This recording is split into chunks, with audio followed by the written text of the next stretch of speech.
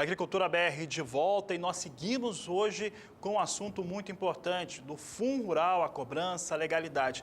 Nós já estamos aqui com o advogado tributarista Marcelo Vieira, ele que é e vai falar sobre o Fundo Rural na entrevista do Agricultura BR.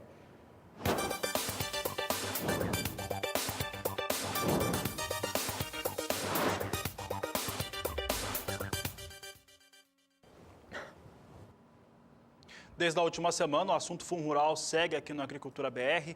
Na sexta-feira, havíamos recebido a deputada federal Tereza Cristina Corrêa da Costa, ela que é relatora da medida provisória do Fundo Rural. E hoje seguimos com esse tema tão importante para a produção nacional.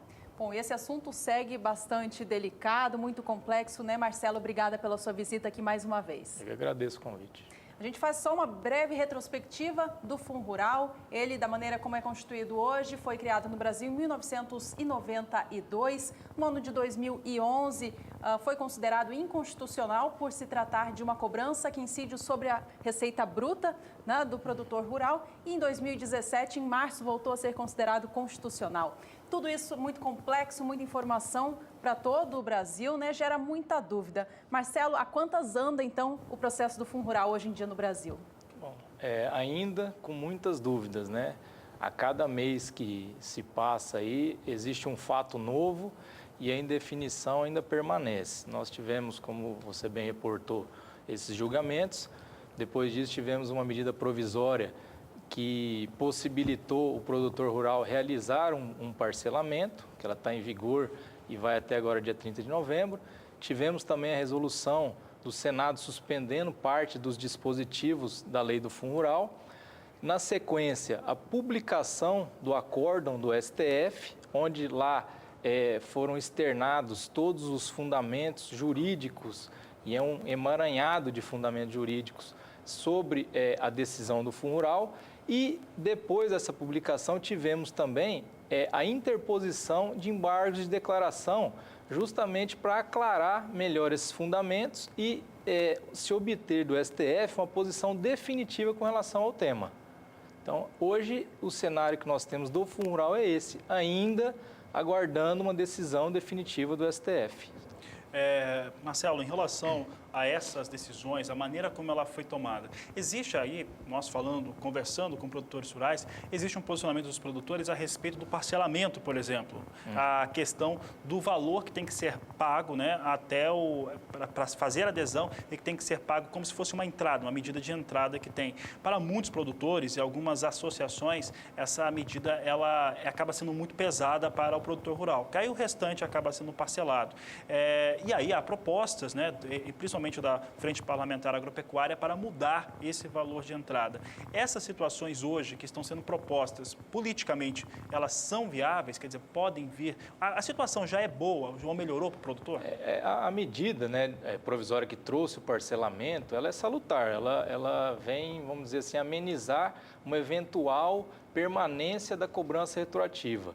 Como a gente tem um prazo que foi prorrogado agora até dia 30 de novembro. E o STF ainda não, eu insisto nisso porque não houve uma manifestação definitiva do STF sobre o assunto, inclusive com fatos, como eu disse, supervenientes, como a resolução do Senado e a interposição dos embargos de declaração, ainda eu acho um pouco, vamos dizer assim, precipitado se buscar um parcelamento antes dessas definições. Até porque, como eu disse em programas anteriores aqui com vocês, até o produtor tem uma dificuldade para se apurar esse valor. Com relação à questão da entrada, quanto menor for o percentual que o produtor tiver que dispor para aderir a esse parcelamento, é melhor. A proposta é reduzir de 4% para 1%. Isso já fica interessante. Exato. Já ameniza a situação econômica do produtor rural, ou seja, minimiza o impacto de uma eventual entrada e adesão a esse parcelamento. Marcelo, essa é uma pergunta recorrente e os produtores rurais eles acabam reposicionando elas de maneira distinta. Em relação a quem estava fazendo o recolhimento, para quem estava fazendo recolhimento, pouca coisa muda. Em relação a quem não fez, aí sim tem uma possível tributação, vai ter que fazer, o parcelamento está dependendo dessa situação.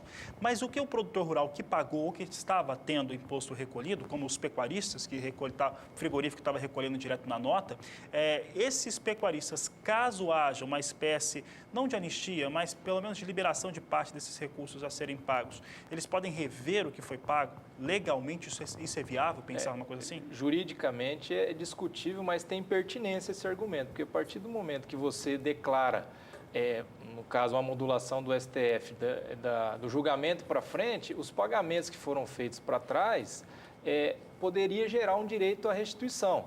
Só que aí nós vamos ter uma série de situações, como a gente já conversou aqui, depósitos judiciais, pessoas que fizeram o pagamento mediante a retenção, mas quem fez foi o frigorífico, quem seria o sujeito passivo dessa obrigação para se pleitear essa restituição. Então, em tese, é possível sim, mas desde que a decisão do STF não comprometa esse direito à restituição também, que provavelmente vai ser debatido nesse próximo julgamento dos embargos de declaração. O produtor, o que deve fazer agora? Aguardar? Eu entendo o seguinte, são várias situações. Com relação ao recolhimento do fundo rural, eu entendo que deva ser exigido, o produtor deve exigir do adquirente o destaque na nota com o posterior recolhimento. Aqueles que têm ação judicial, continuar depositando judicialmente ou aguardar uma eventual revogação de uma liminar que ele tenha. E aquele que não tem ação e não estava recolhendo, que passe a recolher. Com relação ao parcelamento, como ainda há prazo, eu entendo que para se adiantar alguma coisa, o produtor pode fazer levantamentos internos para ver eventuais valores que ele teria para recolher e aguardar um pouco mais, porque teríamos aí mais de um mês, em torno de um mês aí para poder clarear melhor essa situação. Talvez até, acho um pouco difícil, mas talvez até com o posicionamento do STF sobre o tema. Marcelo, historicamente, houve algum caso parecido com esse que nós estamos vendo com o Fundo Rural aqui no país? Aconteceu coisa parecida em relação a um tributo. Esse tributo, ele existe, inclusive, para atingir o trabalhador rural, né, para beneficiar o trabalhador rural, mas você tem o próprio produtor rural, o empregador, fazendo também todos e cumprindo as exigências trabalhistas. Nós tivemos alguma coisa parecida com essa no país, em algum momento? Olha, no âmbito tributário existe muito essa variação de jurisprudência, né, que causa essa insegurança. Então, no âmbito tributário é comum, sim, ter essas situações. Talvez não com a amplitude que tenha tido agora o Fundo Rural, mas em outros temas tributários, normalmente se tem decisões divergentes entre primeira instância, segunda instância e tribunais especiais, tribunais superiores. Então, essa divergência de entendimento, até que haja uma pacificação, ou seja, uma adesão definitiva, causa todo esse cenário de insegurança, seja no caso do fundo rural para o produtor, que também é contribuinte, ou para o contribuinte em geral. Então, se necessita de uma uniformização dessa jurisprudência, seja no âmbito tributário ou civil, para que não haja essa insegurança jurídica. Mas eu entendo que no âmbito tributário é comum, sim, essa situação.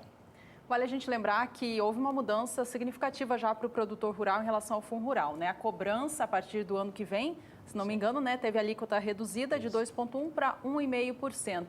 Isso já é uma indicação positiva, né, ao produtor? Eu entendo que sim, porque além dele ter corrigido algumas distorções, houve também a diminuição da alíquota, né, que passa a valer a partir do ano que vem. E nesse aspecto, a princípio, não tem nenhuma discussão, ou seja, quando virar o ano, se não houver, né, nenhuma modificação até o final do ano, a partir do ano que vem o produtor vai ter uma carga tributária menor nessas operações com produtos rurais. Então, o grande impasse, perdão, Fabiano, está a respeito do passivo. Ainda é isso que está tramitando. Exatamente. Eu entendo que o ponto, vamos dizer assim, o ponto nodal de toda essa questão é o retroativo, né?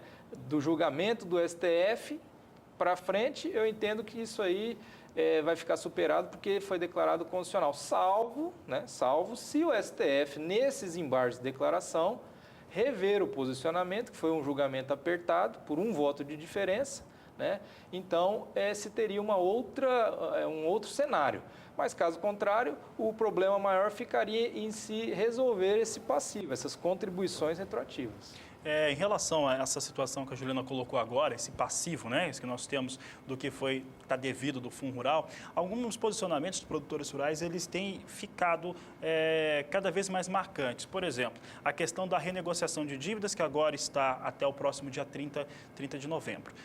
Alguns produtores comentam o seguinte, que ao pactuar a dívida, e essa dívida ela existe porque foi considerado pelo STF constitucional. Então, essa dívida existe de qualquer maneira. Mas alguns produtores têm julgado o seguinte, que ao pactuar ele está assumindo essa dívida. E que no caso de uma possível volta, uma possível situação que melhore a situação para o produtor rural, em termos de até de anistiar, de não ter que fazer esse pagamento, que ele de repente ficaria fora. Como que pode ficar uma situação como essa? Tipo, tem o débito, é considerado constitucional pelo STF, a cobrança do Fundo Rural, o produtor foi lá e fez a pactuação de dívida e agora, por exemplo, vem uma situação que coloca que não vai precisar ter esse pagamento. O que acontece com o produtor que estiver numa situação possível como essa? Realmente, quem for lá até o dia 30 e se dispor a fazer esse parcelamento, ele tem que fazer uma chamada confissão de dívida, onde ele vai elencar todos os débitos e vai confessar de forma irretratável e irrevogável que é devedor daqueles valores. Pactuou a dívida. Exatamente. E faz o pagamento da primeira parcela. Com esse pagamento, ele efetiva o parcelamento, ou seja, confessou a existência da dívida. Por isso que eu digo que ainda é precoce, né, a adesão. Eu acho que o produtor deveria aguardar um pouco mais. Com relação àquele que fez, provavelmente se houver uma alteração, teria que ver os efeitos e o alcance dessa alteração para se avaliar a situação específica daquele que aderiu ao parcelamento.